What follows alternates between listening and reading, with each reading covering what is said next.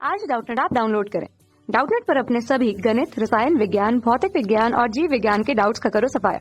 बस प्रश्न की फोटो खींचो, एक ही प्रश्न को क्रॉप करो और तुरंत वीडियो सोल्यूशन पाओ। अभी डाउनलोड करें।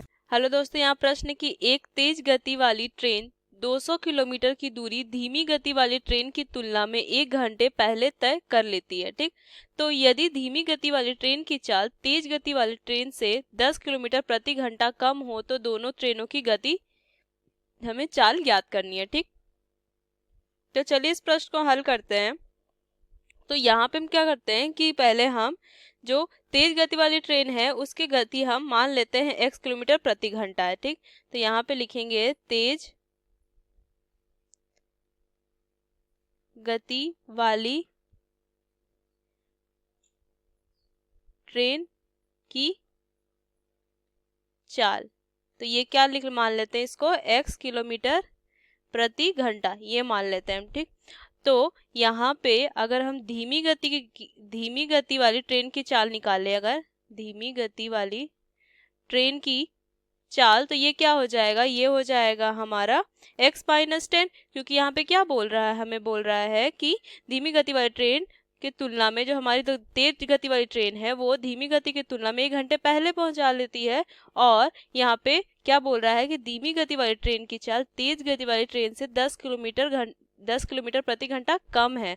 तो ये अगर x है तो ये हमारा x माइनस 10 हो जाएगा, x माइनस 10 किलोमीटर प्रति घंटा ये होगा। ठीक, अब देखिए यहाँ पे हमारे दोनों की चाल तो निकल गई और हमें दूरी जो है वो तो 200 किलोमीटर दोनों के लिए है। यहाँ पे अगर हम लिख ले कि दूरी जो होगा वो तो 200 किलोमीटर दोनों के लिए है। ठीक, तो हम क्या करते हैं, समय निकाल देते हैं दोनों ट्रेन के अलग अलग। ठीक, तो यहाँ पे मान लेते हैं इसका हम समय निकाले, अगर समय निकालते हैं ये तेज गति वाली ट्रेन की, ठीक, तेज गति वाली ट्रेन की, तो ये क्या हो जाएगा, ये हो जाएगा 200 बटा x, ये हो जाएगा। ठीक, और अगर हम समय निकाले धीमी गति वाली ट्रेन की तो यहाँ पे हो जाएगा, लिख लेते हैं कि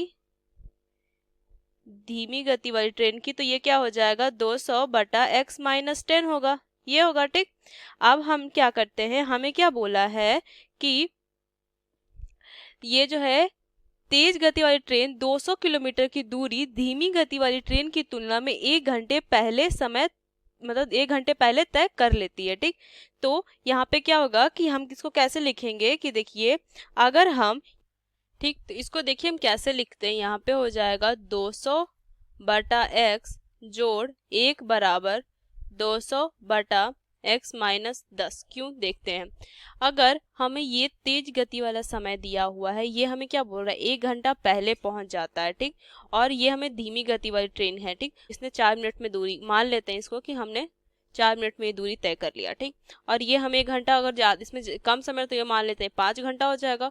तो अगर 1 घंटा इसमें हम जोड़ देंगे तो दोनों 5 घंटा हो जाएगा। हमने एक जोड़ा इसलिए कि दोनों की हमने समय बराबर करने के लिए, ठीक, हमने समय बराबर करने के लिए। ठीक, बस इसको अब हल कर लेना है। 100 बटा x माइनस 10 माइनस 200 बटा x बराबर 1, ये लिखेंगे हम। ठीक, तो यहाँ से क्या करते हैं, इसका हम देखिए एलसीएम ले लेते हैं, x माइनस 10 गुना x, तो ऊपर हो जाएगा 200x माइनस 200 गुना x माइनस 10 बराबर 1, ये होगा। ठीक, तो यहाँ से देखिए ये क्या हो जाएगा हमारा 200x माइनस 200x प्लस 2000 बराबर 1, और नीचे में क्या हो जाएगा, ये हो जाएगा एक्स स्क्वायर माइनस 10x, ये होगा। ठीक, अब देखिए ये तो हमारा यहाँ से कट जाएगा। ठीक, तो ऊपर क्या हो जाएगा 2000 और ये इधर चला जाएगा तो एक्स स्क्वायर माइनस 10x, ये हो जाएगा। ठीक, तो ये हो जाएगा x square minus 10x minus 2000 बराबर 0। ठीक, अब क्या करते हैं, इसको हम गुणनखंड विधि से हल करते हैं। तो यहाँ पे क्या देखेंगे कि जो बीच वाला पद है हम इसको कैसे तोड़ते हैं। देखिए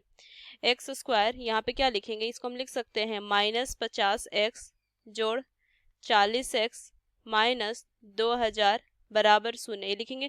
क्योंकि देखिए ये जो बीच पद होता है इसको इस तरीके से तोड़ते हैं कि वो जैसे ये दो पद में, इसको हम दो ये में तोड़े, तो यहाँ पे दोनों को जोड़े तो हमारा क्या हो जाएगा माइनस 10x के बराबर आएगा। ठीक, और अगर दोनों को हम गुना करेंगे तो ये क्या हो जाएगा माइनस 2000 x स्क्वायर के बराबर होगा।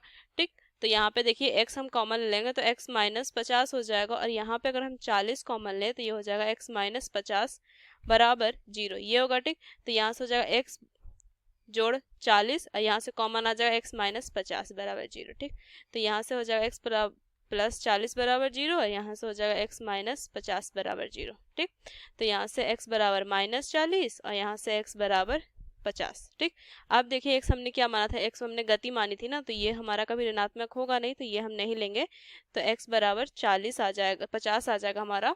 और हमने x क्या मानी थी कि तेज गति वाली ट्रेन की चाल। ठीक, तो यहाँ पे अगर लिख दें कि हम मान लीजिए इसको हम v1 मान लेते हैं। ठीक, इसको हम v1 मान लेते हैं, इसको v2। ठीक, तो यहाँ से v1 क्या हो जाएगा, ये हो जाएगा 50 किलोमीटर प्रति घंटा। और अगर v2 क्या है, तो v2 हमारा x माइनस 10 है ना, तो ये हो जाएगा हमारा, यहाँ से देखिए तो ये हो जाएगा हमारा 40 किलोमीटर प्रति घंटा। तो आशा करती हूँ दोस्तों ये प्रश्न आपको समझ में आया हो। धन्यवाद। कक्षा 6 से 12वीं से लेकर नीट, IIT, JEE वो एडवांस के लेवल तक 1 करोड़ से ज्यादा छात्रों का भरोसा। आज ही डाउनलोड करें डाउटनेट ऐप या व्हाट्सएप करें अपने सारे डाउट्स 8400 400 400 पर।